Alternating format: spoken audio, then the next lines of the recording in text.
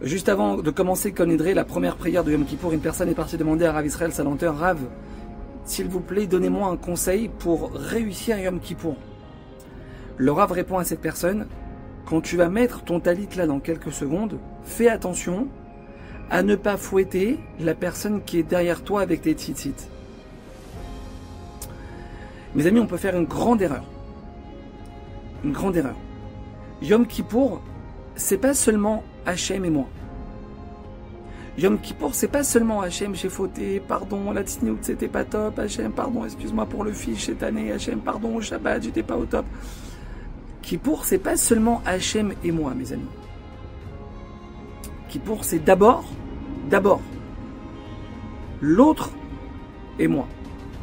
Kippour, c'est d'abord l'autre et moi. Hachem, il te dit, d'abord occupe-toi de l'autre, après viens t'occuper de moi.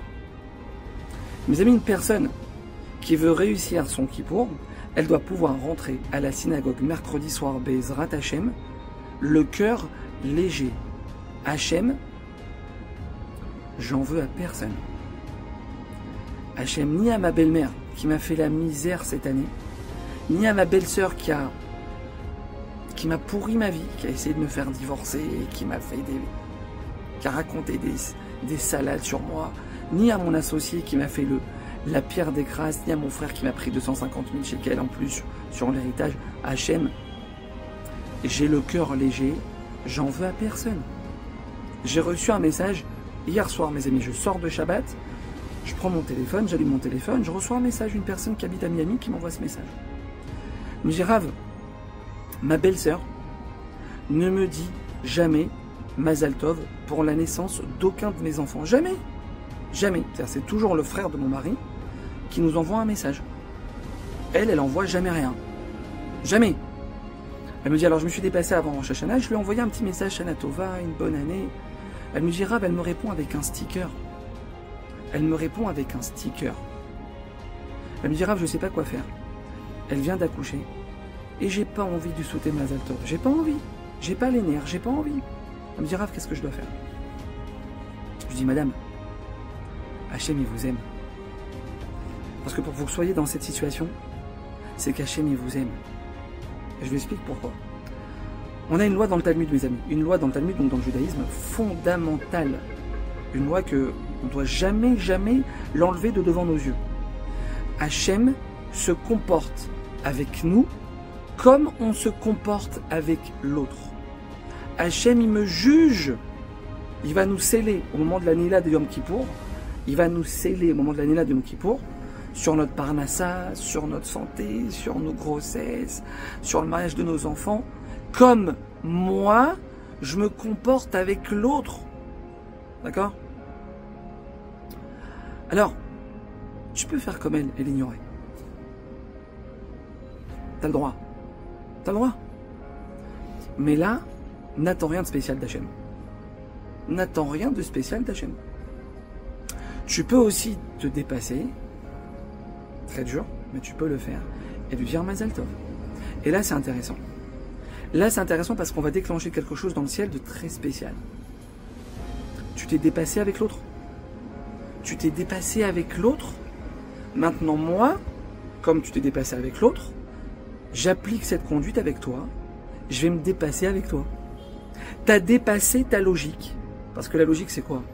Bah, tu me dis pas Mazal Tov. Bah, je te dis pas Mazal Tov, c'est tout. C'est pas compliqué, en fait. Tu as dépassé ta logique. Mazal Tov, ma belle-sœur, que tu es encore plein de beaux enfants en bonne santé. Amen. Tu as dépassé cette logique. Je vais dépasser la mienne. Je vais t'envoyer des choses cette année qui seront pas logiques. Une parnassa qui sera pas logique. Une grossesse qui sera pas logique. Ton mazal, il va pas être logique cette année. C'est ce que nous disent nos sages, mes amis. On doit y croire dur comme fer.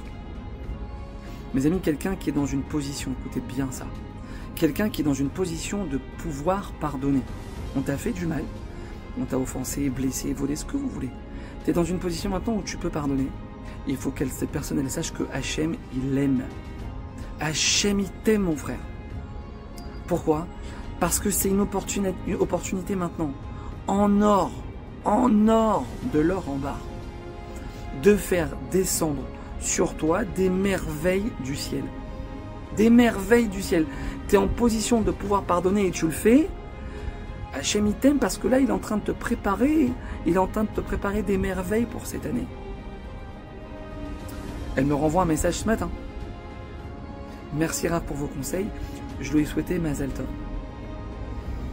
Extraordinaire. Mais on se sent fort après avoir fait une chose pareille, mes amis. On se sent pur. On se sent élevé. On se sent connecté. Hachem, je vais m'asseoir devant toi mercredi soir. À Yom Kippour. Le cœur léger, Hachem, j'en veux à personne.